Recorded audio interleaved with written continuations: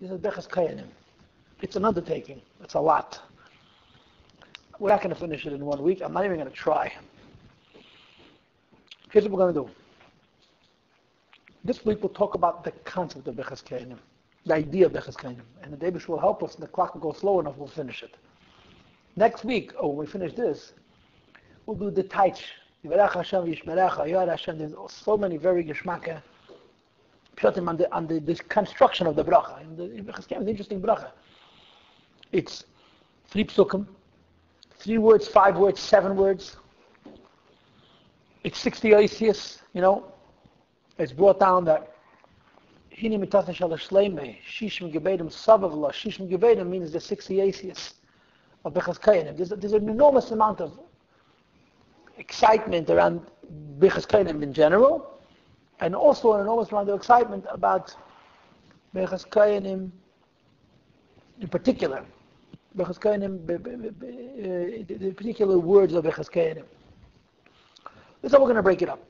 Today we'll learn the Akdama of the Birchas Kohanim. So, and in the midst of next week we'll do the Birchas Kohanim itself. Let me give you an Akdama. I want to tell you a story. Rabbi Hirschsprung, he used to come to the Rebbe. It's like I was watching a film of a Fabrengen from the early 70s. See, behind the Rebbe of oldest Kohanim, and off to the side sits Hirschsprung. I mean, it's only on Lubavitch. There's behind the Rebbe you have like a very choshev Yidden, but Hirschsprung, the purpose I got will be so. Just to say, where they found him a seat on the bench that he wasn't taking anybody's prime territory. If I come to Rebbe, it's a very interesting thing. And the credit goes to Isaac Shvei. He schlepped him every bit Fabrengen he was here. And for the Rebbe, it's a greatest cover to have Hirschsprung behind him. When the Rebbe made Mifta Neshek, so Hirschsprung signed on. He signed, he's on Licht. There's a controversy about it. I mean, the Rebbe says, by Hasidim it's not such a big deal, because by Hasidish many girls benched Licht. The Brisker Yemot said that the Brisker Mishpach has been benching Licht since the beginning of time. Sfadim made a big deal. Rabbi Yosef said that there's a shalaf in a bracha. By Sfadim, they don't make brachas unless they're mamish mechuyev and so on. But Hirschsprung signed on that girls will bench Licht. So the Rebbe told me Yashikeach. So he says to the Rebbe, Yashikeach, it says in Torah. I'm confirming something that's written in the Torah. So the Rebbe tells him, when a kohen duchens, he's a kind of mitzvah say the Reisa. A kohen has a chiyuv, a mitzvah to bench him. Und von deswegen sagt man, Yashikeach kohen. Never let you say Yashikeach kohen. The nusach of the bracha of Birchas Kohanim is Asher Kedishanu v'Kedishasei shel Aharei v'Tzivanu. It's the only time we hear this bracha.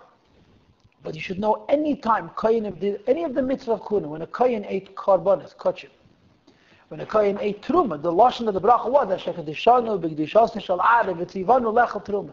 Asher Kedishanu v'Kedishasei shel Aharei lechel that basar kachim. In other words, it was a standard bracha for Kohanim. Today, the only case where you hear this, but Kohanim malachiv to duchen, a mitzvah to duchen. And if you ask a Kohen to duchen 10 times, he's mechuyev to duchen 10 times. That's why Kohanim instead of 7 get very nervous when you come to them 2 o'clock in the afternoon. Kohen, because they're not thinking about an aliyah. They don't mind an aliyah. Because a Kohen is mechuyev to duchen. It's not pashat. For a Kohen to walk out of shul and not duchen is avoiding an opportunity to bench Yidden. And a kohen is a chiyuv to bench. It's a mitzvah on the kohen to bench. It's not just we need to be benched, and it's nice that the kohen do us a favor and bench. They have a mitzvah to say that I said to bench. It's a chiyuv on the kohen to bench. We do it on the YomTov.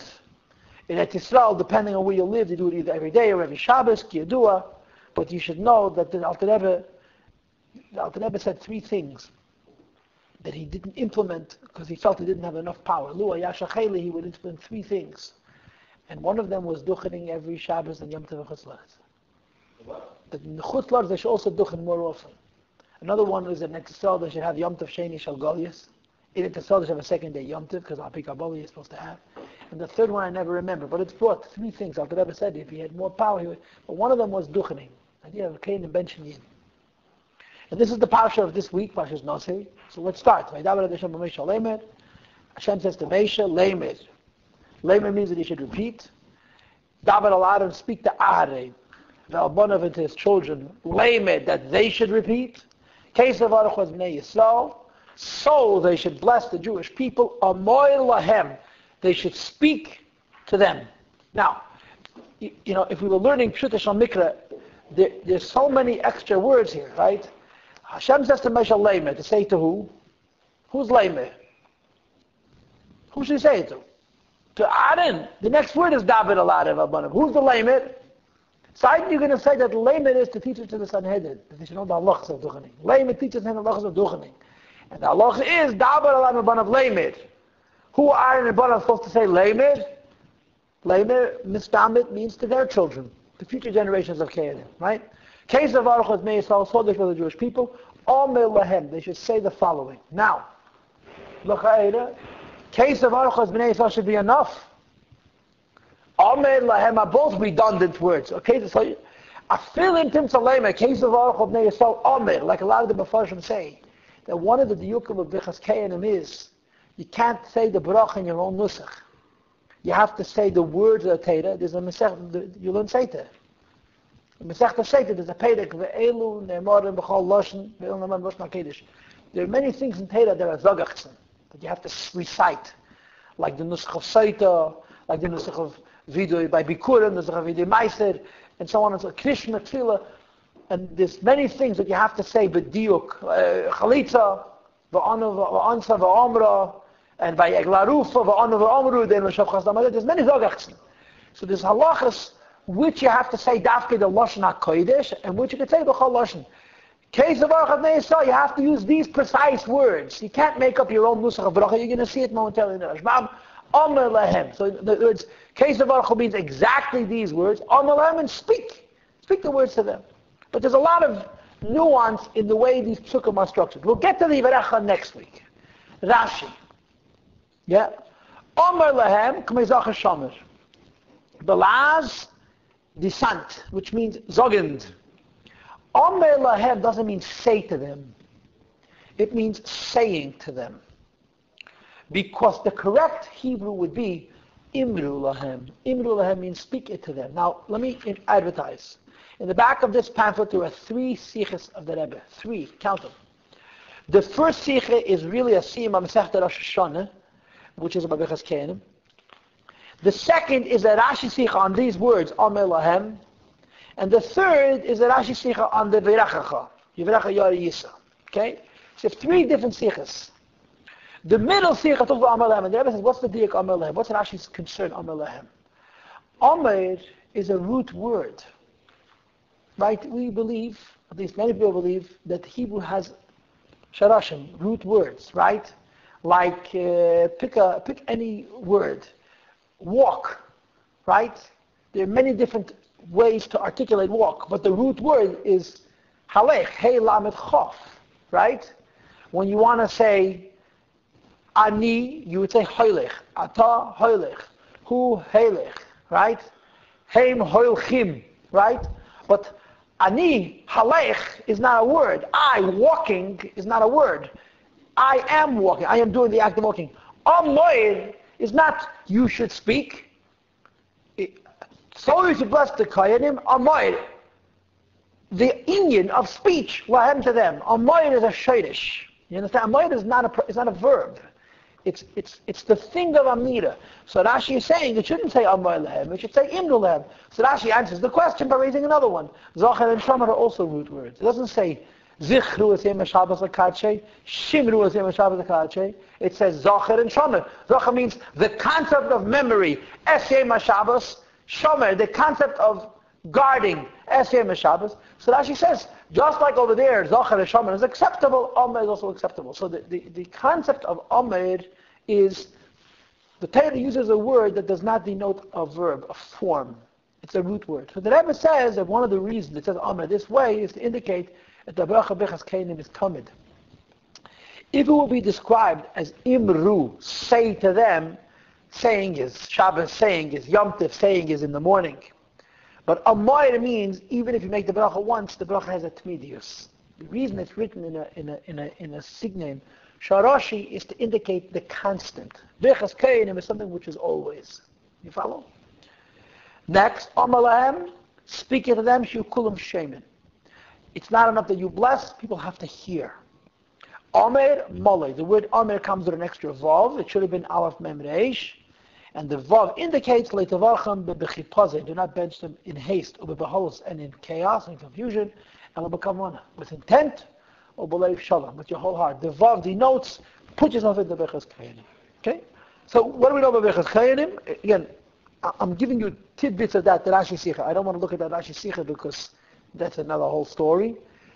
Birchas Kohanim is a bracha that's an intermediate always. It has to reach the people, and you have to give it with your whole heart. Now, Baal Haturim. No, let's do Baal Haturim third. Rashbam. You see where Rashbam is? I didn't make an arrow, but it's Rashbam. Case of Baruch Hashem Yisrael. So you should bless the Jewish people. What's the diak of the word koi? Koloiman. Leitavarchu mi birchas pichem. Don't invent your own personal bracha. Ka'adam, like a person she'omer, tuasa l'reish, taveisa l'reish pleni, kach v'kach. It should befall the head of so-and-so, such and such. In other words, don't just give brachas in free fall, make up your own, invent your own forms. Ela, elai tespalalu, you should daven to me, she'avarchem ani, that I should bless them. As he goes on to say, Yivarech Hashem. So, Kesav Aruchu translates the Rashbam. What's the connotation of Kesav Aruchu? That you should bless them in a blessing that denotes that it's coming from Hashem. Continues the Rashbam and he says, Vani eshma kelchem, I'll hear your voice. Kasher temnu, when you bless, va'avarchem liyisrael, and I will bless the Jewish people. K'mesh mefarish v'sam l'shmi abnei Yisrael. When the Kohanim will bless the Jewish people, talk in my name, their own name, I'm going to bless the Yidden, as the Kohanim daven and say, Yivarech Hashem. So what is the Rashbam saying? What's the koi? Bless them b'shem Hashem. That the Eibishter is giving the bracha and not stamazaya bracha. Okay, and again, you'll see soon, in some of the Mepharshim, koi you have to say takam b'loshen HaKodesh, koi, you have to say precisely these words. The Rashbam simply translates koi, Kaisav bless them in the name of the Eibishter. Okay, now you'll see later on that there's two translations of Vani Avarachem. The Samu es Shmi Abnei Yisrael, Vani Avarachem, they should place my name on the Jewish people. Vani Avarachem, and I will bless them, has two translations. What's Vani Avarachem? One translation of Avarachem means, I will bless Yisrael. The Kohanim will speak the bracha and I will implement the bracha. And the second translation of Avarachem is, I will bless the Kohanim. You understand that the Kohanim bless the Yidden and the Eibishter blesses the Kohanim. Now Baal Haturim. Okay, so we saw for the Rashi and the Rashbam. Okay.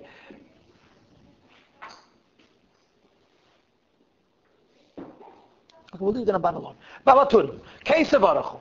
So you should bless. Right? Now, of course, one of the obvious questions is, what does it mean, Kesav Aruchu? The word koi is not classic, not typical. Hashem should have said, David al-Aaron al-Bon of Lamed, v'yevarchu as b'nei Yisrael. And they should give blessing to the Jewish people. Why the word koi? So Baal Haturim offers us some shot, and you'll see later on, it gets kind of interesting. Lahaskiv schus. You mentioned the word koi in the introduction to the bracha to mention the schus of ani v'hana nilcha ad koi. I and the child will go till koi. Right? You know what that's talking about? The Akedas Yitzchak. Avraham says to the servants, you stay here, me and the child are going to go ad koi, and we'll come back. And the other koi is koi yizarecha sol b'zarecha. What does Rashi say on those words? Ad koi? Huh? It says in Chumash. Hashem says to Avraham Avinu. It says in Chumash that Hashem takes Avraham Avinu outside, and he lifts him up above the heavens, and he shows him the stars, and he says, koi yizarecha. Can you count the stars? Avraham says, impossible to count the stars. Koi, so many children you're going to have. Avraham has one son. Hashem says, "V'haleu," make him into a carbon. So he says to the servants, "V'ani v'ana nelcha at koi." We're going to go until the word kei yizarecha and find out what's going to happen with that bracha. Hashem is telling me to shech my son, and I'm going to do it. And the Eibishter told me koi yizarecha, that you're going to have children as are the stars of the heavens and the dust of the sea. But let's see how the koi is going to be brought to fruition. So the word koi is an emes to the Mesiras Nefesh of Yitzchak, and the idea that with the word koi, Hashem blesses the Jewish people with being very abundant, very multiple, very many. Okay. Additionally, v'zeu asher Ad koi birchani ad Hashem, it's a pasuk in Yeshua. Until koi Hashem has blessed me. Ad koi, until now Hashem has blessed me. I didn't look up the pasuk. Now, the Chaf Hey Asi is the pasuk Shema Yisrael. There are 25 letters in the pasuk Shema Yisrael. The Chaf Hey Pa'amam Lashon Bracha B'chumish. 25 times in the Torah the word koi appears. The Chaf Hey Pa'amam Shalom B'chumish. 25 times the word peace appears in the Chumish. So that's why it says koi. Koi to hint on Achz Hashem, Shema Yisrael. Koi to hint on the word bracha in Torah, and koi to hint on the word shalom in Torah. Now, I want to tease you, because I'm going to start something and not finish it. There's a deal. This is Baal Haturim. This is not a child. Torah says 25 times the word bracha. Okay? In Mitzvah Hashem, we're going to learn in the Rebbe's Sicha at the end of this class about the concept of bracha and tefillah. Torah is unique. Torah is different. Why is Torah different? How is Torah different than tefillah? Tefillah means you're davening to Hashem. Torah means you're using Hashem's own words. And using Hashem's own words means you have the Eibish's koyach. Right? So it says 25 times in Torah bracha. Even though bracha usually is you blessing him or me blessing you. Or me saying to you, Hashem should bless you. But when Torah says bracha, it's the Eibish's koyach that's involved in the bracha. And the same is true of the word shalom. The Birchas Kohanim, the bracha, the first word is Yevarechacha, because there's 25 kois in the brachas in the Torah, or Messiah and Bashalom, and finishes with the word peace. And he says there, the Shem Yevarechas Ami Bashalom, that the blessing that the Eibishter gives Yidden is Bashalom. The implication is that this is the blessing of Birchas Kohanim. Okay. Omer Lahem Mole, the word Omer has a vav. So Rashi says Omer Lahem, you have to do it with your whole heart. The Baal Turim says Keneged Vav, Teres, Keneged Vav brachas, again 6 brachas. Yivarechacha, V'yishmerecha, Yoir, V'yichuneka, Yisa, and Shalom. Each pasuk has 2 brachas. And Keneged Vav, again 6 ideas that are linked to Hashem. Teres Hashem, Eides Hashem, Pekudi Hashem, Mitzvahs Hashem, Yiras Hashem, and Mishpatei Hashem. Okay. This is Baal Turim style. Now, let's go to the Ralbag. Okay, we're doing this, and if you have a staple on the right side, you have to turn 5 pages. 1, 2, 3, 4 pages.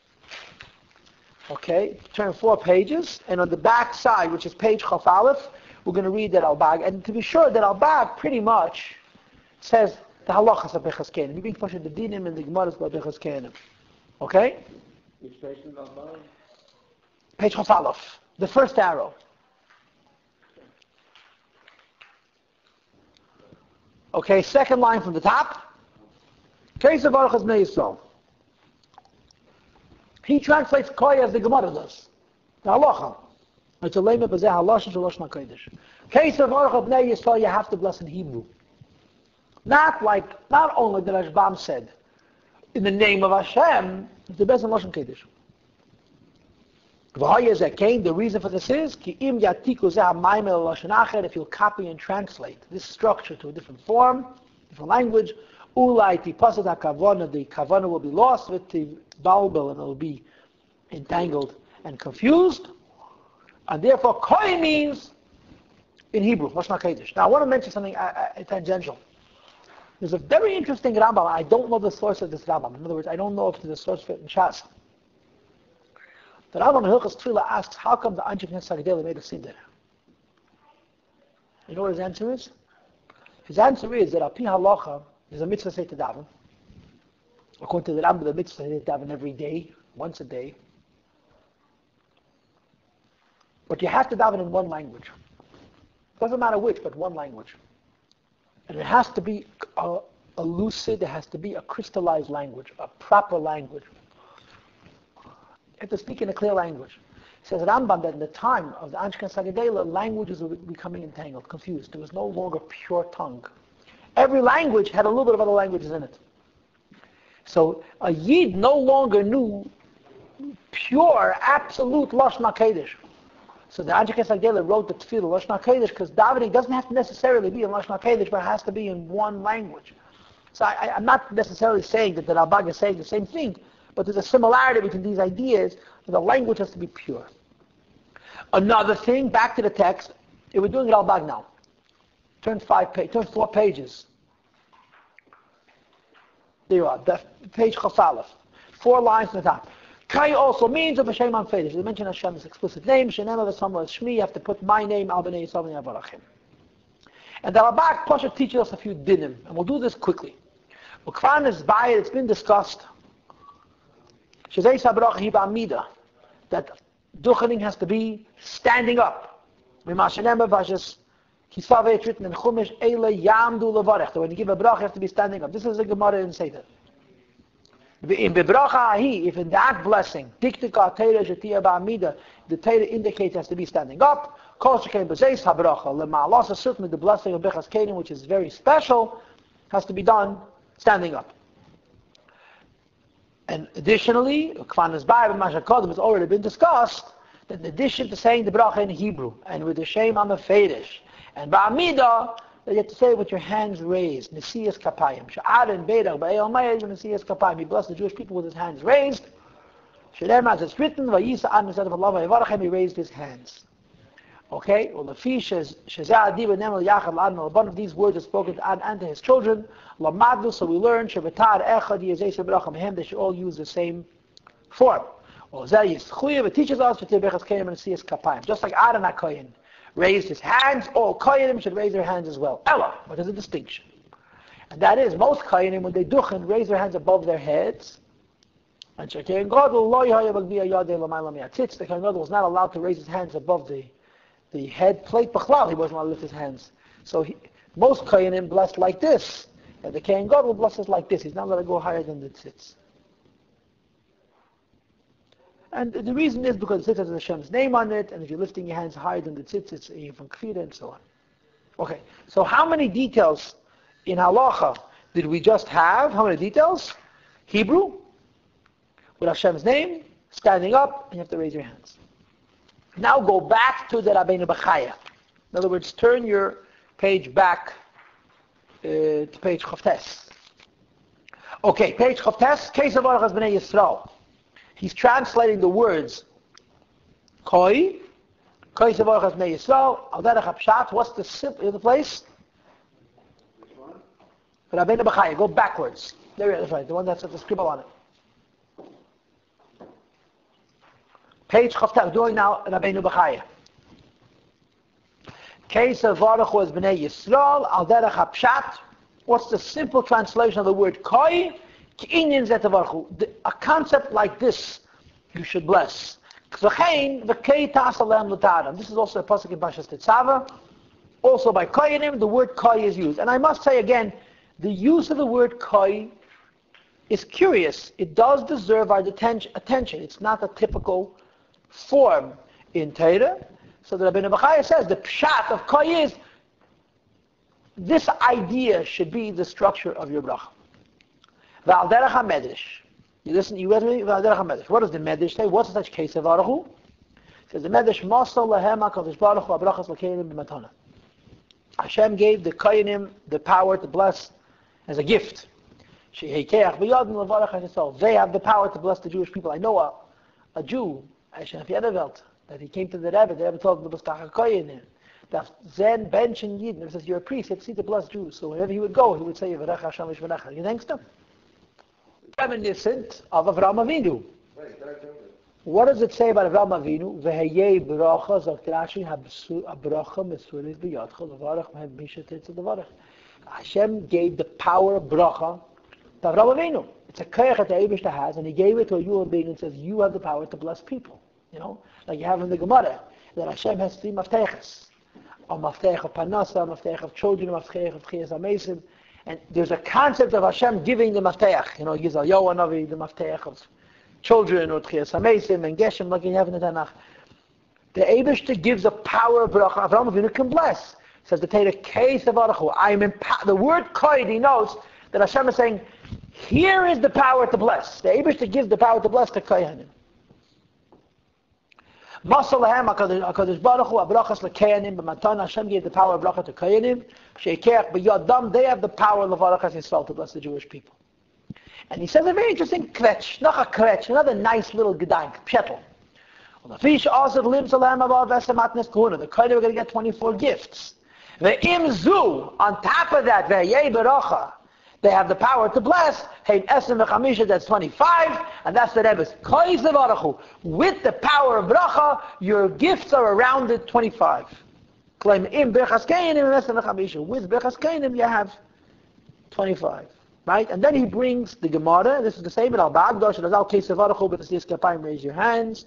Kesav Baruchu b'Lashon HaKodesh in Hebrew. Kesav Baruchu b'Midah standing up. Kesav Baruchu b'Kel Ram with a loud voice. Kesav Baruchu b'Shem HaMfedesh with Hashem's name. And Kesav Baruchu Panim Keneged Panim face to face. And I'm sure you know the halacha that when Kohanim duchen, you're not allowed to be behind them. If you're behind the Kohanim, the bracha doesn't work. If you're on the side or in front of them, the lashon is afilu mechitza shel barzel, ein mafsekes. You have to be careful that you should not be, in other words, when you're standing in Mizrach, and the Kohanim come to Duchen, you have to back up. Panim keneged panim. Now it's interesting to me, I don't know if what I'm about to say is true at all, but the fact of the matter is that when the Kohen Duchens, we don't look at his hands, because of the Shechina and so on. But the Rebbe has a custom, which is based on Kabbalah, that every day when the Chazan says Birchas Kohanim, to look into the panim of the Chazan.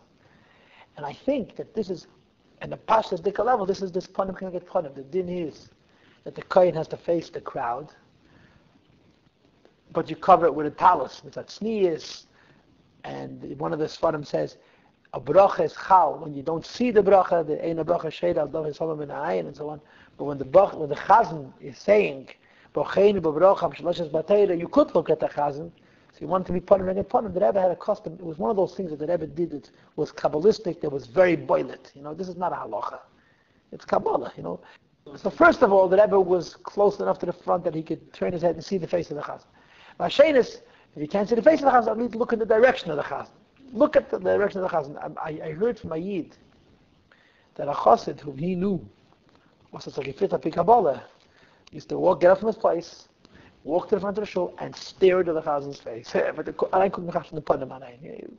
It's not something which, if we all tried to do that, chaos would become chaotic, and no one would know Chazan Nechedemes. But anyway, I'm just thinking out loud that maybe this is the pshat. I'm sure there's deeper in Yonim, but panim al panim. So then, but you should preferentially look at the Kohanim, right? Or not? You're not allowed to look at the Kohanim. So when you say panim al panim? Panim panim means you're facing the face, but you put a curtain in between. You're not allowed to be with your back to the Kohen. You're not allowed to be behind the Kohen. But Chinuch shel barzel lo mafseket, right? Yeah. If you're in front of the Kohen, no mechitza can interfere. If you're in front of the Kohen. If you're facing the Kohen. Right. Even if there's a wall between you and him, the blessing goes through the wall. But you shouldn't be behind the Kohen. In other words, the idea is turning your back is symbolic of disinterest, of a casual attitude towards the idea. It has to be panim upon him. It has to be apnimis dekeinim. But I'm simply saying that the idea is, just like by duchening, there's a halacha of panim el panim, perhaps that's the source of this custom that you look at the face of the Chazan. Okay, now, he goes on and brings rayas to everything. Pretty much his rayas are the same rayas as the rayas of the Ralbag. We're going to skip those rayas, and you know what? Let's jump around. Let's confuse ourselves and complicate ourselves to no end. I want you to find the Chinuch. The Chinuch is right after the Ralbag. In other words, if you have your staple on the right, you have to turn 3 pages. This is how the Chinuch looks. That's how the Chinuch looks. Now, second line, Misharashe HaMitzvah. The Chinuch always gives time to mitzvahs, and they're always direct and smooth and not complicated. The reason for this mitzvah is Shachafas Hashem Yisbarach V'Tovi HaGadol. The Eibishter desires in His great kindness Levarach Amei, to bless His people. But He doesn't want to do it Himself. He insists on doing it Idea Mishasim through His servants, Hachayim Tamid, that rest constantly B'Beis HaDeshem, in the house of God. That such personalities, such people, all their thoughts are attached to the service of Hashem. Their will, their soul is bound up in fear of heaven all day long. And the Eibishter wants the bracha should be through them. And in their merit, the blessing should come upon the Jewish people. V'yizbachu kol maseim, all the deeds should be blessed. V'hineim ad Hashem aleim, and the sweetness of Hashem should be upon them. Right? Now, says the Chinuch, I don't understand. V'alta tam. Versteh nicht. Leimer, with the following question. V'lu chafetz Hashem yizbarach beberachas. If Hashem wishes to bless the Jewish people, Yisav itam et zabrach. Let him Hashem bless them himself. Ve'ein tzarech beBirchas Kohanim. Why do you have to have the priests in between to give the bracha? And later on in the Rebbe's Sicha, you'll see the Rebbe's kvetch about it goes through the Kohanim. And the answer is, Ki kfarek damti l'cha pa'amam rabbis. I've already explained to you many times. Ki bekeach hechsher ma'aseinu tol le'bracha aleinu. There's no such thing as for free.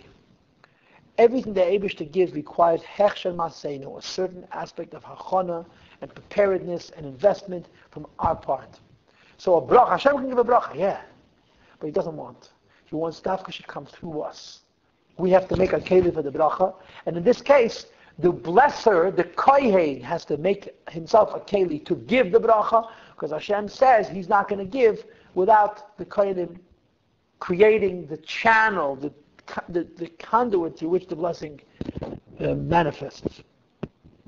The hand of Hashem is open to anyone who asks. When that person is fit and prepared, to receive good. And consequently, Hashem chose us more than nations. And desires, we should get His blessings. His iranu v'tzivanu, He warns us and commands us. Lahachin ma'aseinu, to ready our deeds. Ulahachshe gufeinu, to qualify our bodies. B'mitzveisav, in all of His commandments. Liyeseinu ru'uyim al-tei, we should be worthy of the good. So we have to prepare ourselves to receive the bracha by doing the mitzvahs. Gam tzivanu. He also commanded, B'tuvi Yagod, in His great kindness, Levakesh v'men ha'bracha, we should request the blessing, but v'shenishal oisa, we should ask for the blessing, al yad ha'misharsim ha'tahirim, through His servants who are pure. Ki kol zeh, that all of this meaning the fact that we have to prepare ourselves, and this meaning that the blessing comes through the kohanim, which means that the kohanim have to also be prepared. He described kohanim in such glowing terms. Yischus l'nafshenu, be a merit for our souls. V'techkach niskem b'tuvi, we can merit to receive His goodness. Now, there are so many different ways to interpret what the Chinuch, so to speak, in quotes, trying to say. The message is the Eibush doesn't give for free. Right? And the philosophy, Bechye nimratz, in other words, let's not get too caught up.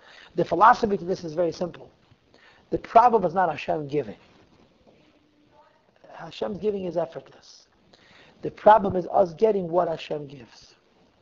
In order for us to get what Hashem gives, the gift has to reach us. For the gift to reach us means, first of all, it has to be limited. Hashem gives an infinite gift. It won't even destroy us. We just won't get it. We won't even know we got it. The gift has to reach us. And the gift has to enter us. And the gift has to saturate us. Or as we were discussing before about medicine, it has to be absorbed. We have to take it in. The giving is not the issue. That the gift arrives is the issue. And this is what we speak about words like sined, channels, passageways through which the brachas descend. The purpose of the passageways is not to create the bracha.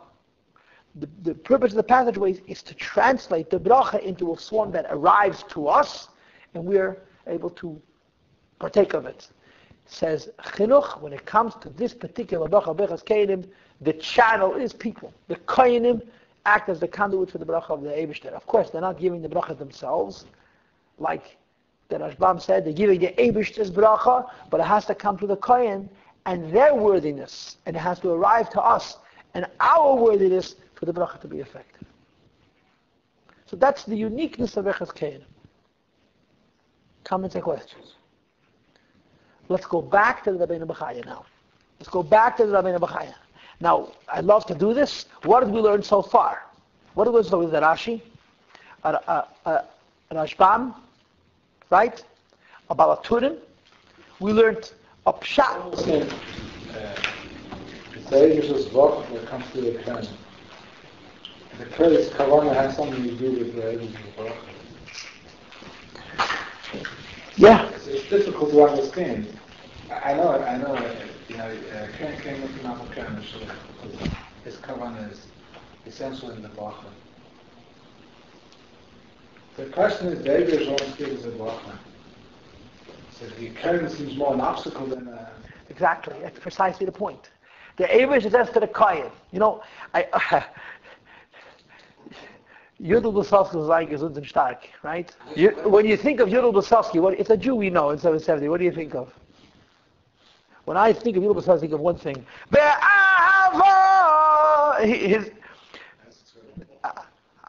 The bracha Birchas Kohanim, there's so much in the bracha. Asher kedeshanu b'kedeshas shalarim. V'tzivanu l'varach hasam Yisrael. The Eibush says, be'ahava. That's the whole mitzvah. You will not be blessed unless the Kohen loves you. You're correct. This is the Eibishter's design. Erevila, the Kohen's are there, leave up, down at the bench. He wants the Kohen to love you, and then, it's not like you better be nice to the Kohen should love you. It's a mitzvah on a Kohen to muster within himself a love for Jews, so they should be blessed. That's exactly the point. And the Yid has to be a keli to receive the bracha, but the Eibishter says, I'm not going to bless you unless you're loved by a fellow Jew. The Kohen is a ish hachesed, zola libab ma'yidin, and the bracha will be chal. Your point is correct. It's not even a question, it's a fact. The Kohen l'chayr is an obstacle. But that's what the Eibishter wants, because he wants the obstacle to be overcome ba'ahava. That's the concept of Birchas Kohanim. It's the whole idea. The Eibishter blesses you because the Kohen loves you. It's a very interesting thing. The famous Sicha from the Rebbe about Saras, that a Kohen has to make you tummy. The Kohen can be an Amoritz, he can be a child. He has to say. He has to say. Why? Because if you're going to condemn a Jew, you have to be a Kohen. Ish HaChesed. It has to be unnatural for you to say tummy about a Yid. That's the Nekudah. It doesn't have to be natural. It's not allowed to be natural. If you're comfortable with condemning a Jew, you're not entitled. That's the Nekudah of that Sicha. But you're right. This is the design of Birchas Kohanim. It has to come through the Kohen. So let's go back now to the Rabbenu Bechye and read the Kabbalistic insight that the Rabbenu Bechye offers us also for Koi. And Rabbenu Bechye, Chavtes. V'al derech HaKabbalah. This, what you have over here, the kids in Rabbenu Bechye, you have an Arichas Gadol in Rikanti. But let's read it here a little bit. Okay? You ready? V'al derech HaKabbalah. Chavtes, about 10 lines from the bottom where I made the third arrow. Yeah, koi savarachu. Now remember, a lot of the Mefarshim have focused on the word koi. The Haturim gave us 4 or 5 different kois. Remember why the use of the word koi, right? Where it says, what do we have it for? It's reminiscent of koi yezarecha and vani vana nelchat koi. The Rabbenu Bechye gives you the classic Kabbalistic translation. The koi savarachu, that milas koi midah asiris. The word koi denotes asirit, malchus, the lowest of the spheres. Now, I suppose you're familiar with this, but just in case you're not, I'll enlighten you. The Kitz and Nimrods, the Chazal say that the word koi means approximately so. The opposite of koi is zeh. Zeh hadover, right? The Medrash says that all Nevi'im had prophecy with the word koi, koi amar ad Hashem. Moshe Rabbeinu also had prophecy with the word koi. Koi amar Hashem. Says the Medrash, Neisef alav l'Moshe zeh hadover. Moshe Rabbeinu's prophecy sometimes uses the word koi and also the advantage of zeh. In other words, the connotation of the word koi means something that's indirect, which is not so clear. To give you a different form for the same, in Chassidus they talk about Rosh Hashanah. Rosh Hashanah is called Zeh Hayoim Tchilas Masecha. On this day is Tchilas Masecha. This day the other edition was created, as opposed to the first day of creation. The first day of creation is Chav Hei El Koi. The connotation of the word Chav Hei Koi actually indicates less than Zeh. In other words, the connection to the Eibishter is koi, is approximate, is unclear, is vague. That's what the word koi means. Koi means approximately so. So the Rabbenu Bechye says the word koi means Hidas HaMalchus. We don't see this. Just it's not less necessarily. If you say zeh, that means you can define it. Kol means it might be above that. See, this would be true if you're speaking in Kamus. But in Ruchnius, koi means, let's put it this way, koi means with an extra lavush. Zeh means with no lavush, or with a lavush less. So, does lavush make it less? A lavush takes away from the directness of the hashpah. Malchus is Asidis. The 10th Sfira is Sfira Samalchus. Now, it says Asidis. The 10th. Sfira Asidis. Shemitoicha misnab manavim tamid, which is the typical form of prophecy of Eimim Kayam Ad Hashem. So says Kohen Hashem. Now, understand what the Rabbenu Bechye is saying. Nevuah comes to a Navi through Sfira Samalchus. Now, I don't want to go into prophecy. It's not the discussion for today. It's a different time. But what's the Nakud of Nevuah? What's the Nakud of prophecy? The Nakud of prophecy is that Hashem talks to a Navi, right? Wrong. The Nakud of Nevuah is Hashem talks to a Navi, and the Navi knows what he's talking about. He gets it. Correct? So, in Hashem talking to a Navi, there's a problem. Is it the words of Hashem, or is it not the words of Hashem? If it's the words of Hashem, how does the Navi hear it? If it's not the words of Hashem, how is it a divine communication? And the answer is, Koi. Hashem communicates to a Navi through Sfiras HaMalchus, which is a garment that modifies the communication sufficiently for the Navi to hear it, and even, the right word is, to see it, and even to process it. I don't know if you're familiar with the Ralbag, when the Ralbag writes about a Navi. A Navi has a vision, but immediately, instantaneously, he knows the meaning of the vision. There's two parts. There's the Nevuah itself, there's the vision, and there's the appreciating what the Nevuah is. So the Malchus Koi is a garment that facilitates the Nevuah reaching the Navi.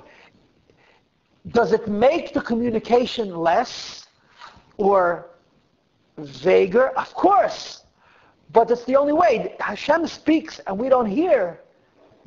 Nothing has been achieved. Hashem speaks and we do hear, requires that the speech be modified to be able to reach us.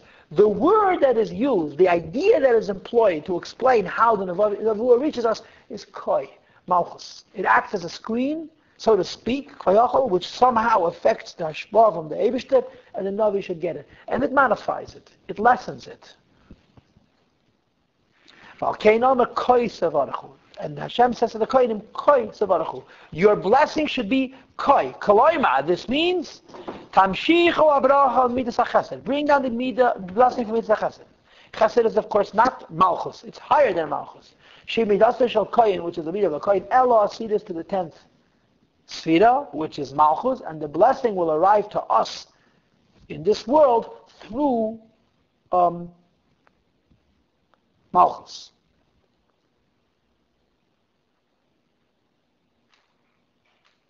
Okay, so let's go back to the Chinuch for a moment. We had a Chinuch before. What did the Chinuch say? Hashem could bless the Yid himself. He's not going to do it. He wants the blessing to come through the Kohen. And it requires the Kohen to be sensitized, and if you will, one of the things that is very central to this whole idea is that the Kohen has to love a Yid to give him a bracha. Agav, I wanted to say it before, is a very interesting halacha. That if a Kohen kills somebody, doesn't matter how, in a car accident, he drops something off a porch, he can't do it. That's it. He can't be a mikdash, he's no good. Even though it was without any intent, and it's his best friend, and he loved him, if death came to a Yid from a Kohen, because the kahuna is chesed.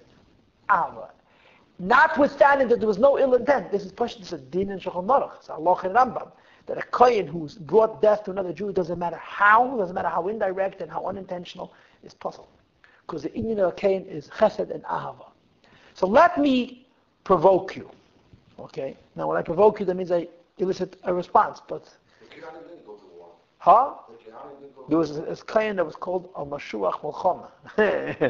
But the Pashtas Kohanim didn't go to war. It's a Shalom Matam Mason, unless it's a Mechamas Mitzvah. You understand? if there was an alternative, the Chashmonaim were Kohanim. There was a mitzvah. The Chinuch says the bracha comes to us through the Kohen, which is Chesed. The Rabbenu Bechye says the bracha comes to us through Koi, which is Malchus. If you will, in other words, if you let me say this, the Kohen is higher than Koi. Not Hashem says to the Kohen, Koi Savarachu, bless using Koi. Pass through Koi. Just like the Chinuch says, Hashem is not going to let the bracha come to us without the Kohen. The Rabbenu Bechye adds, Hashem is not going to let the bracha come to us through the Kohen without Koi, without passing through Malchus. So in effect, it's as though we were to say there's a second channel. Hashem can do anything He wants. Hashem can bless us directly. He won't.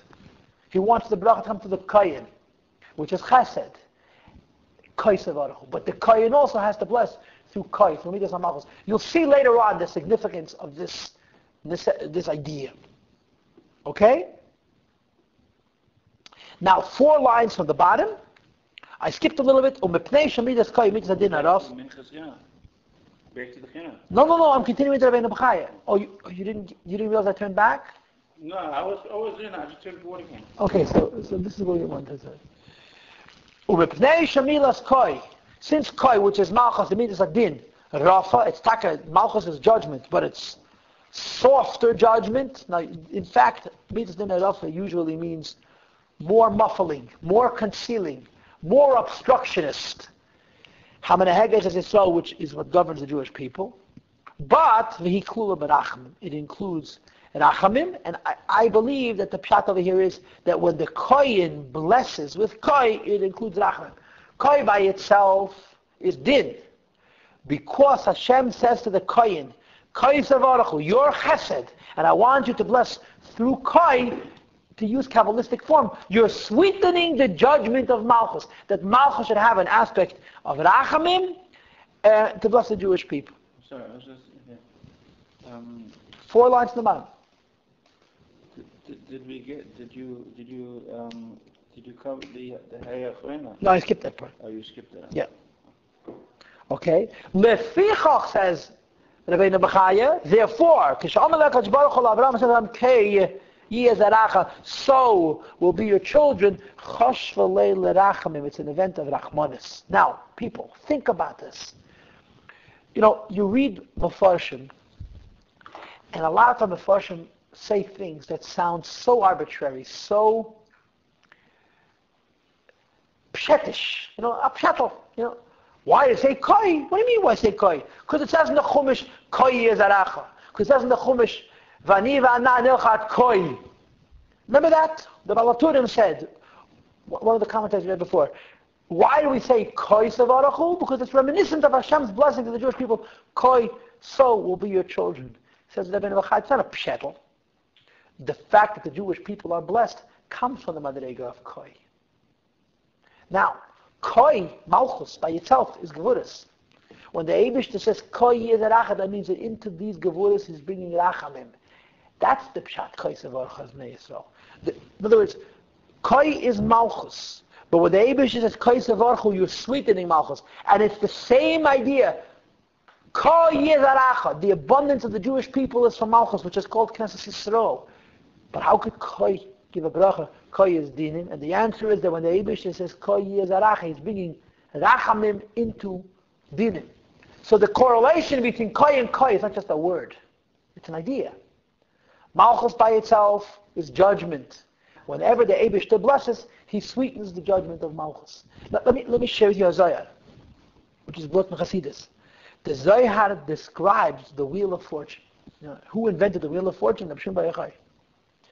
The Zohar talks about Malchus of Atzilus, and he uses the word the high kahai tiklo de istachas kamei.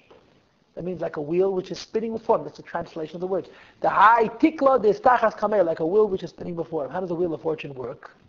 I'm not a big maven in wheels of fortune, but the Zohar describes it. You have a wheel, and the wheel has possibilities for things to exit. You have big holes and little holes, fat holes and skinny holes. Yeah, and the shefa comes down, and the wheel spins, and If you're lucky, you get a big, juicy hole. If you're not lucky, you get a small, narrow hole. So the Zohar describes that the wheel spins to the left, and because of the Birchas Kohanim, the wheel spins to the right. And the connotation, of course, is when it spins to the left, the wheel is cutting off the hashpah, and when the wheel spins to the right, it's adding abundance to the hashpah.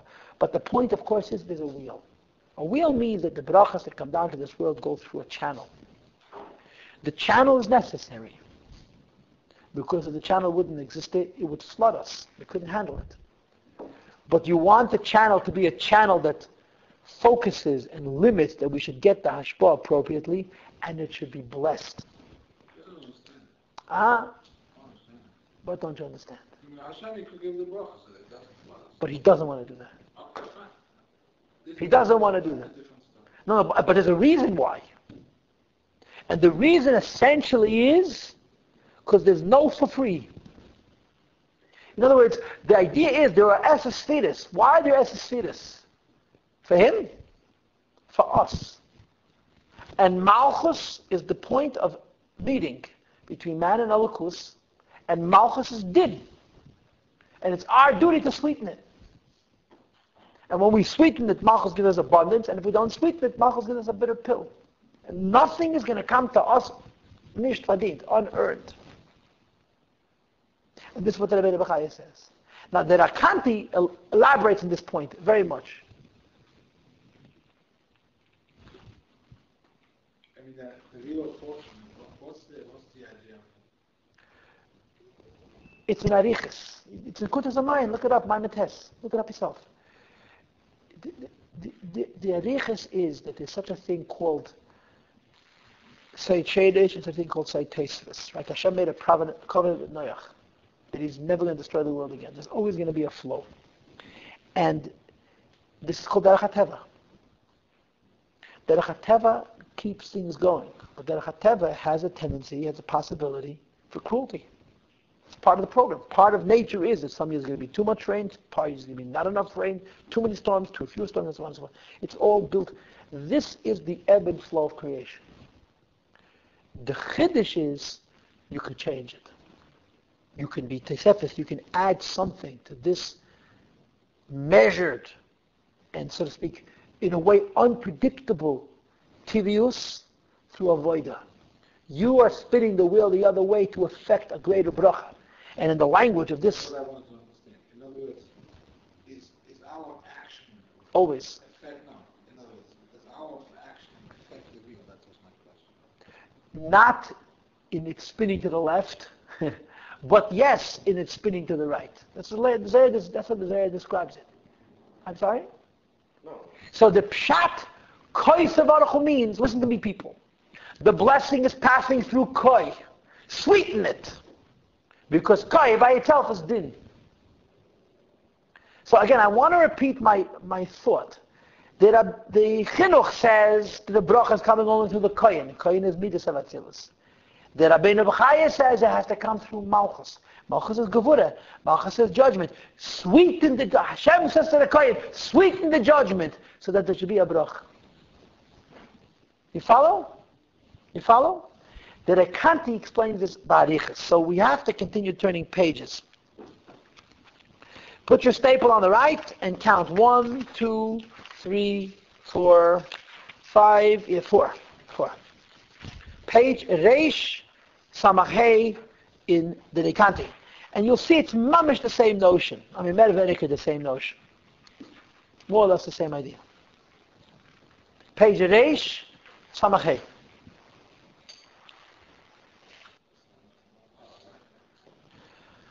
Case of Aruch was Bnei Yisrael. Now you see that Rikanti enlightens the design, the union of Case of Aruch. That you should know. Ki Knesset Yisrael, the source of Jewish souls, Nekras B'Teira Koi, is called in Chumash Koi. Knesset Yisrael is one of the many words that denote Malchus. I don't know if I mentioned this to you before. There's a sefer called Shara Yoda from Rabbi Yosef Jiklaya. You know what Rabbi Yosef Jiklaya was? He was the Talmud Muvak of Rabbi Avraham Abulafia. Rabbi Yosef Jiklaya lived 700 years ago. The big Mekubal. That Israel brings down his Farim, and he says that his Farim can't be a Mekubal. in some circles they would say that the credibility of Avraham Bechye is a basic Jiklai. But Avraham Bechye is a very controversial personality. The Rashbam writes words about him that shock you. The Rashbam writes about him Gefährlich. But the basic Jiklai was his Talmud Muvik. Basic Jiklai wrote classic works of Kabbalah, Mamish. The most famous one is Sefer called Shari Eidos, but the Hasidus a lot. He also wrote a big fat Sefer called Ginas Eges. And then he has some other Sfarim as well. Sorry? Ginas Eges is in the base of Jiklai. Ginas Eges is a big book on Shem Havaya and Shem Adnai, alone. Shari Eidos on the Esesfiris. He does something very interesting. The Sefer has 10 prakim, or 9 prakim. I think he does Netzach and Hoy together. He starts with Kesed and goes to Malchus. It's a whole book. In the beginning of each chapter, he has words. Every word in Tanakh and Chazal that denote that Sfirah. By Malchus, he has a page and a half. It must be 200 words. How many different labels are there for Malchus? Says Rikanti, in Lashon Torah, the label for Malchus is Koi. As opposed to Zeh. Zeh would be Ze'er Anpid, the Midas Sabatils, a direct revelation. Moshe Rabbeinu's Madrege. Koi is Malchus, okay? So Knetzas Yisrael, which is a source of Shalom Yisrael, is called Koi. Ulafi Shei Pesach, Mamailas Ruach HaKodesh, it's a door to the level of Ruach HaKodesh, Umimenu Nechnas HaNeviim, which is why the Nevi'im, and through it Nevi'im enter. In other words, we want to have a connection to Hashem. The connection to Hashem is based on Midas HaMalchus. Midas HaMalchus is our source. By us being able to connect to our spiritual source, to our mystical source in Atzilus, we can have a connection to Lakus. Which is why, through Koi, through Malchus, Nevuah occurs and so on and so forth. Al-Kain Kosu B'Teira Koi Amar Hashem. And for the same reason, Koi Yihi Ezarecha. What is the connotation of the word Koi? That the bracha for children comes to Yidden through Malchus. And remember, Rabbenu Bechye says, Koi by itself is din. You have to sweeten the din for Koi to give us abundant children, or Kfar Pirashti. Kloima, in other words, Min Amida Zeis Tiskin Lezerem. Midas HaMalchus provides us with children. Now, what's the irony? Midas HaMalchus is a tzimtzum. So what does it mean that Midas HaMalchus provides you with children? The answer is, you want to have physical children or you want to have mystical children? You want to have real children or imaginary children? If you want real children, it has to pass through Malchus. And Malchus is a restraint, but it materializes things. It makes it real. Malchus brings the child down Begashmias, but sweeten Malchus, he should be sweet, a sweet child. V'ibiti shel Avraham Avinu, this is the daughter of Avraham Avinu. Let's skip a little bit. Go down 3 lines. V'zehu seid v'chasidecha yivarchucha. This is the ayin beis in the second chelik bariches. Pada b'shal mayin hey. As in this pasuk, yivarchucha is translated as yivarchu koi. Your chasidim will bring a bracha into koi. You ever learn the mind Pada b'shalom? It's in Melukat chelik hey, chelik vav, yeah. So that's right.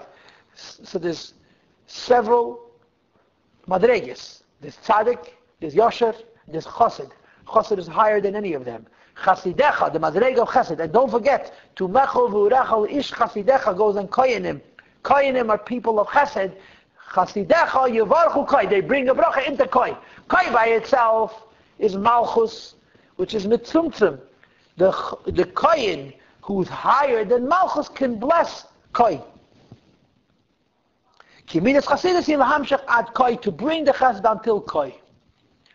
I forgot something so important. I'm going to drag you nuts now. Keep your finger on the place. Go back to the Rabbenu Bechye for 1 second. Don't lose that page, but go down to the Rabbenu Bechye for 1 second. I just want to show you something.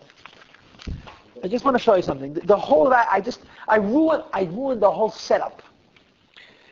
You have the page Chavtes and Rabbenu Bechye? You have the place? You with me? The Rabbenu Bechye says you have to sweeten koi, right? With Malchus? Malchus, koi is Malchus. So you sweeten koi With the koi of the koyanim, chesed. to the koi. Right. Where is this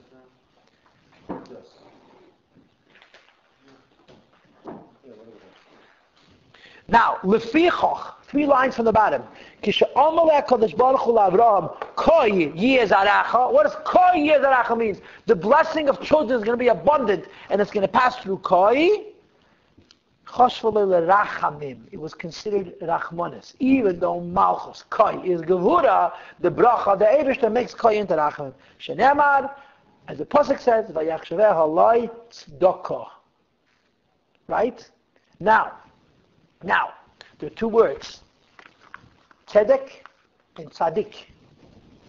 What's the difference in the word Tzedek and Tzadik? The Yud. Apikabola, Tzadik is Yisoid.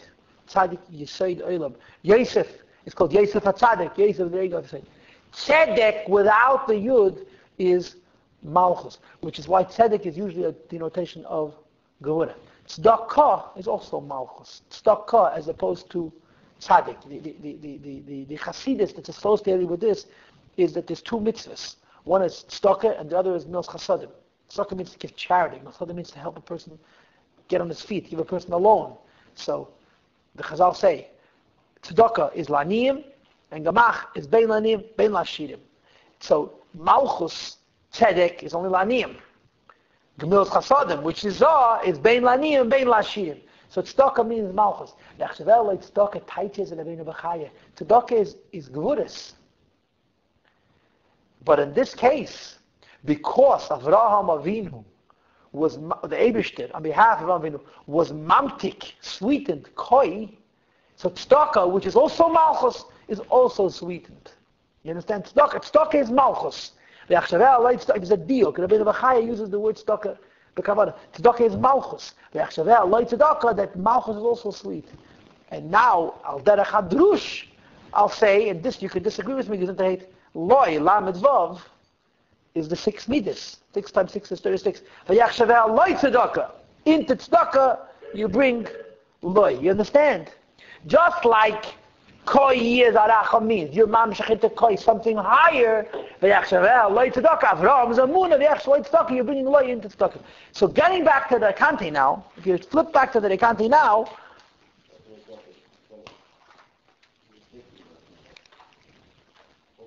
There's no time, yeah. You got a whole week for that.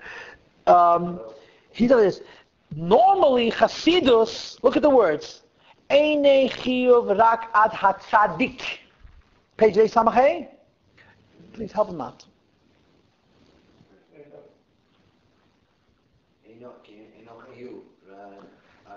Tzadik is Nisaid, as opposed to Tzedek and Tzedakah. Shenemar berachos l'reish Tzadik. The brachas only have to extend to tzaddik. And the chiddush over here is, v'chasidecha, mitzad midas chasidus, yevarchu koi, you bring rachamim into dinim. So the Eibush is saying to koinim, koi savarchad ne'esod. There's 2 connotations here. Number 1, the blessing has to pass through koi. Number 2, bless koi. Bless koi. Sweeten koi. So the bracha. So the message is koi savarchu. The bracha has to come through malchus. But you have to bless koi. So the Ramak, the Rikanti read that ki b'koi aretz gedud. Gedud is gilui. Gilui from Malkus, Matzilas, Zah. Gedud is Zah. For reasons I'm not going to get into. But the hamshacha of gedud is through koi. Okay. What's the pshat of gedud? Gedud means a battalion, a legion, a group of his chalkos, many different pratim, and Zah is a riba his chalkos. Right. And bepashtus, it means that he was a great warrior. That's the simple translation. But the idea is a collection of many details, and Midas of Atzilus is called Gedud. Midas of Atzilus. Yeah. Gedud, yeah. Zah, yeah. There's an 8 on pin. The Midas of Atzilus. Okay. Klaimar Midas Koi Hanelchamed B'Mechamesav Shal David. The Midah of Koi, the way it's enriched with the Koyach of Gedud, fights the battles of David HaMelech. Valkein Omar Hine Heina Keisav Archas Ne Yisrael. You should bless the Jewish people through Koi. Now here's the Rikanti's explanation.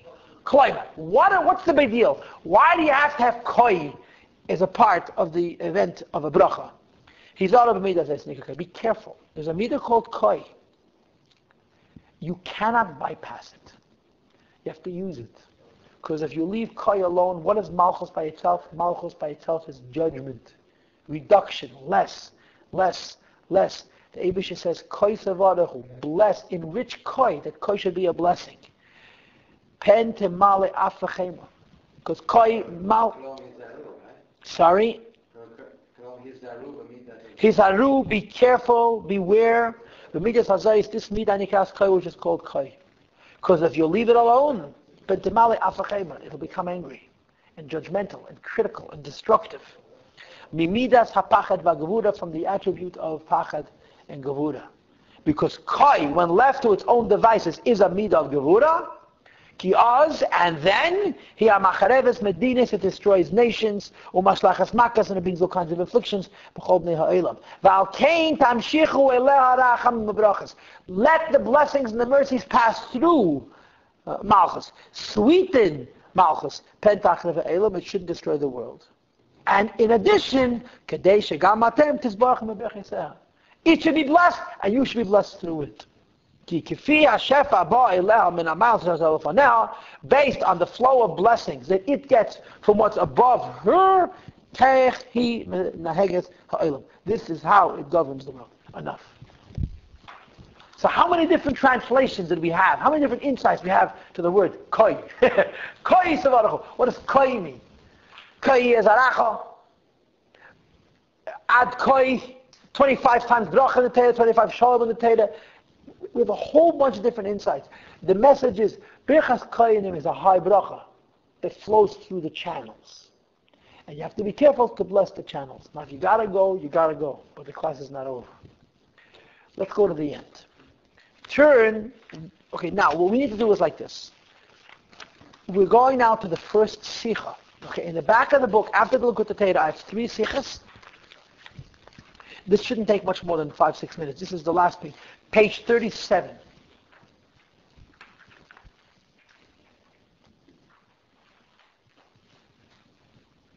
The Rabbenu of the Rebbe was so lumdish, was such go'iness. But that year was Shabbos. Nigla and Shabbos are a funny match. So the whole Hadin was a Chassidish Hadin. It's a Hadin, Sech Rosh Hashanah, it's a Chassidish Hadin. Okay. Now, he brings over here 2 opinions about the source of Birchas Kohanim. One is Va'avarchem avalachecha. Va'avarchem avalachecha means that Hashem gives a kohen to Hashem gave a kohen to Avraham Avinu to bless, and this is the kohen with which Kohanim blessed. And the other is Va'ani avarachem, I will bless. We're not interested in the whole Sicha. We're interested in everything, but at this particular juncture, I want to read with you the classic Hasidic interpretation of Birchas Kohanim. And I propose that we're about to read is going to make even richer what we've learned until now. What have we learned now? What have we done all night? We're sitting here 1 hour and 17 minutes and 7 seconds, besides for the Dvarim B'Teil. And we're learning about the idea of Birchas Kohanim. Learning many different things about Birchas Kohanim. It's an important bracha. It's a mitzvah. It requires a lot of kavanah. It has to have come back through a kohen. Right? All these different ideas. Ba'amida, b'kavanah, b'kol ram, b'lashna kodesh. You have to mention dafka shem al-mafaydash. So many interesting ideas that qualify this bracha. Kabbalah says the bracha has to be a sweetened koi. Not sweetness. Not koi by itself. A sweetened koi. Right? Right? We got it? That sounds right. We're going to learn what Chassidus is about Birchas Kohanim. What Chassidus is about Birchas Kohanim, I suppose you've heard this before. Any person who's learned Chassidus has heard this before. The Rebbe says it in so many sichas.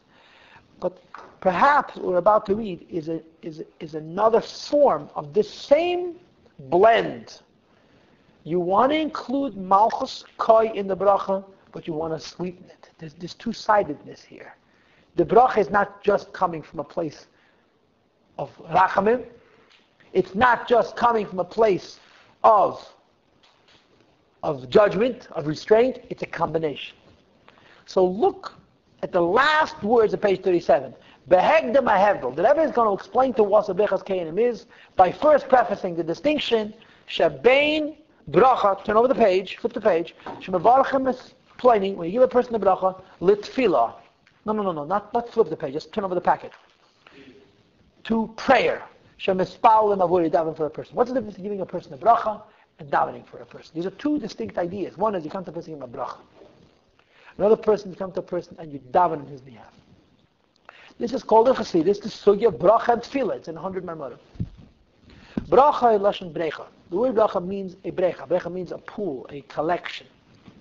Sheibeit amok, it's a deep pit. By kibbutz mayim ayayim, which holds water or wine. Umisham, and from this reservoir, mamshichem mayim ayayim, we draw water or wine. Hainu, in other words, the word brecha is maked hamayim, shu maked hamayim ayayim. It's the source of the water or the wine. So what does the word bracha mean? Bracha means there's a reservoir, there's an extant resource. I'm accessing and bringing it forward.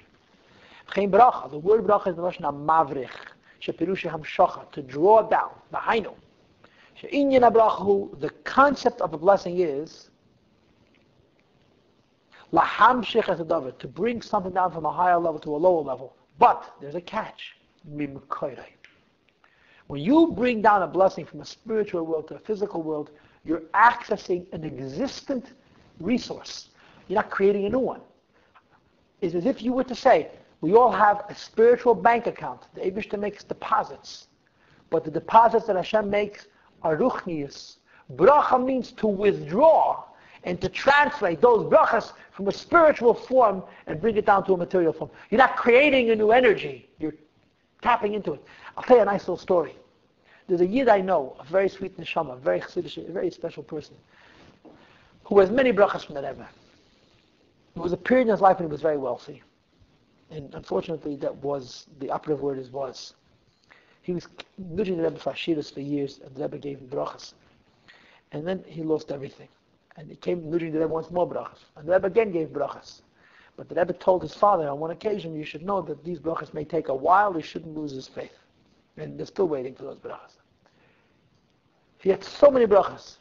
You have to know his personality. He's a very beautiful neshama. Anyway, he comes to the Rebbe by dollars.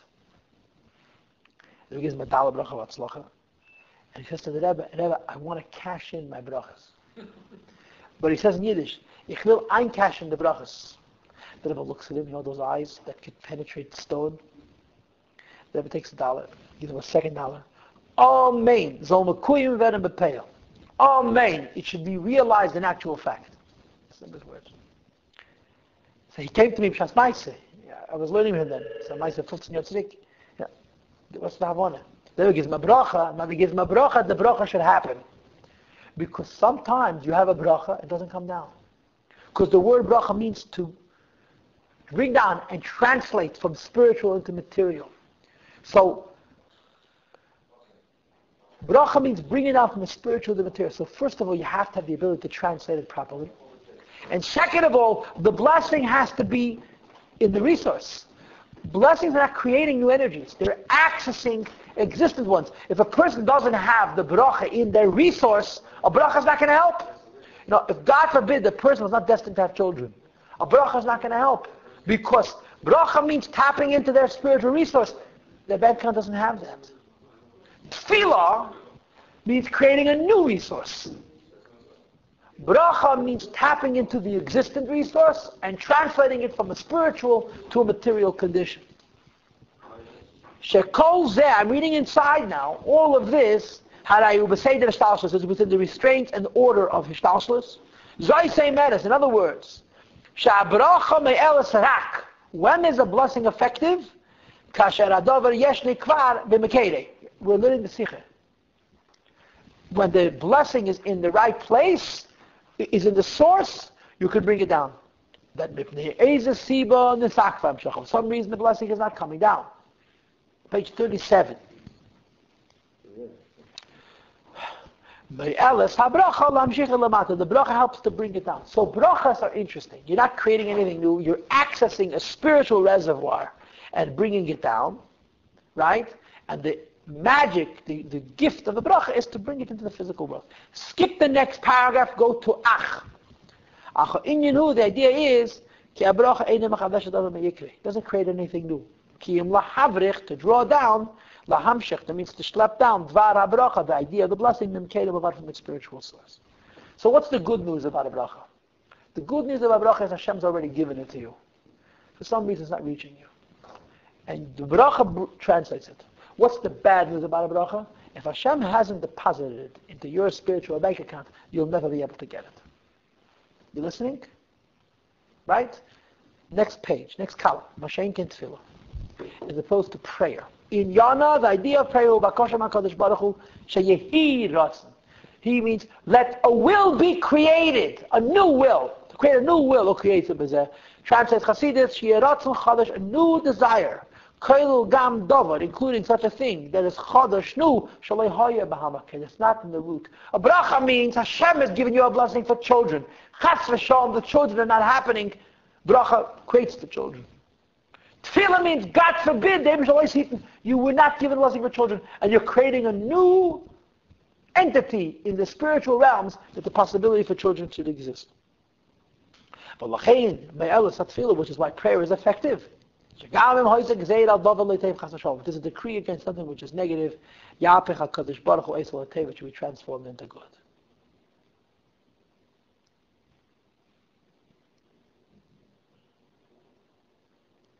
Right? So, what's the strength of tefillah? You can change things. What's the weakness of tefillah? It's difficult. What's the strength of bracha? It's already there. Right? What's the weakness of bracha? You can't create anything new. Correct? Now, if you don't mind, wait till we finish. Next paragraph, 4 lines in. 4 lines into the next paragraph with the word that begins with the word Birchas Kohanim. When you I'm sorry, what is the word Laman Beit Chet? What's the abbreviation? The last line, yeah. To a category, to a place. Bechina. A level, yeah. A level, a criteria, a category.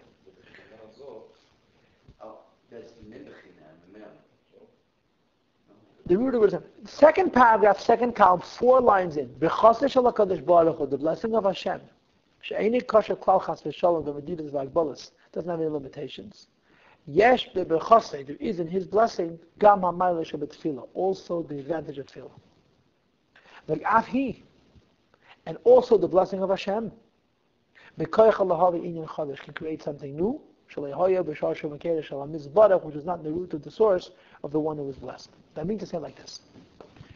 There's 2 things. There's bracha and there's tefillah. Tefillah needs to create a new desire in Hashem. But tefillah requires kishkis. Davening to the Eibush that Hashem should turn over a negative gezeit, a positive gezeit is neshama. Bracha, you don't have to work so hard to bring down a bracha, because it's already there. Says the Rebbe, the strength of tefillah is that you're changing something new. The problem with tefillah is you have to work very hard. The strength of bracha, it's already there, so it's easy to bring it down. But you can't change anything. Says the Rebbe, there is a concept of a hybrid. A bracha and a tefillah together. A bracha and tefillah together means A, you're creating a new blessing. B, it's as if it's already there.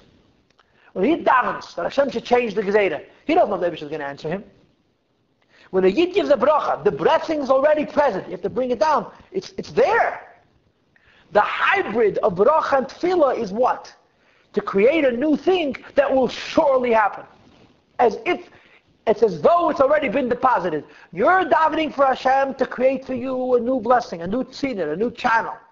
But it's a tefillah that has the ma'ila bracha as though it's already been deposited.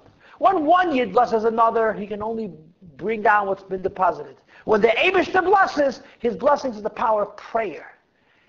Prayer creates new wills in Hashem, so to speak. Brachas actualize existent wills in Hashem. When Hashem blesses, a new will is as though it's already existed. This is Birchas Kohanim.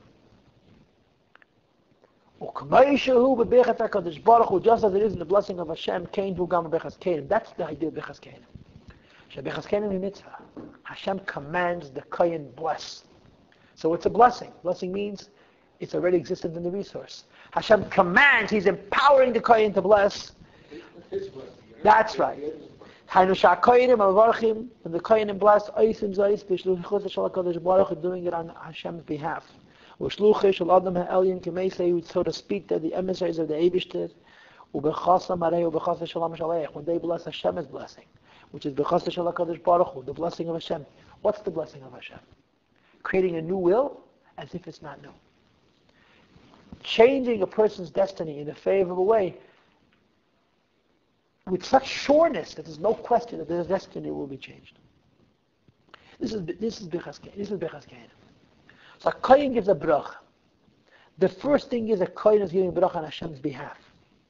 Like we had in a few of the earlier Mefarshim, there's an emphasis. He doesn't give his own bracha. He invokes Shem HaMefarish, the name of the Eibishter. The Gemara says in Masechet Kedushin that in the time of the Beis HaMikdash, they would actually say the Shem Ben Yud Beis. They would say that the Gemara said, Tarfon said that he had a great uncle, and he would listen to him duchen, say he would be Mavliya, the Shem, when the Kohanim were singing, he would hear him uttering the Shem HaMefarish, but he didn't want other Kohanim to notice that he was saying the maybe she's not. They would literally say the Shem HaMefarish, whatever. There's different Shemas. It's called Shem Ben Yud Beis, as the Gemara calls it. It's mentioned also in Ralbag. But they would, in other words, they're giving Hashem's bracha. Says the Rebbe, what's the idea of Birchas Kohanim? As the mile of bracha, that it's a sure thing, and the mile of tefillah, that it's a creative thing. So what I'm suggesting is that this hybrid is the same as the hybrid in Koi. A Kohen benches, Tafka through Malchus. Malchus is lower, but it's surer, it's available. The idea of Birchas Kohanim is the Eibishter says to the Kohen, I don't want you only to bless the Jews. I want you to bless the source of the Jews and let the blessing come to the Jewish people through their source. When you bless the source of the Jews, it becomes a sure thing. It's already invested in the source. Birchas Kohanim achieves two things in one sweep. It's tefillah, you're creating a new chesed, a new rachmanas, and you're manifesting it in malchus in such a way that it comes on as a bracha, not only as a tefillah.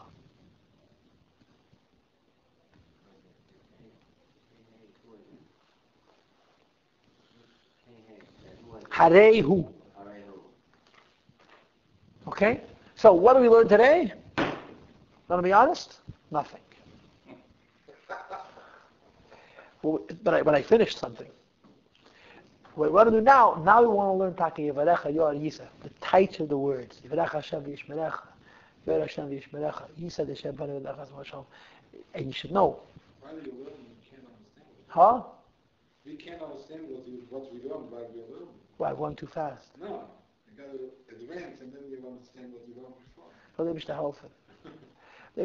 But what did we learn? We learned the concept of Birchas Kohanim. We had it in Pshat, we had it in Halacha, we had it in Kabbalah, we had it in Hasidus. Right?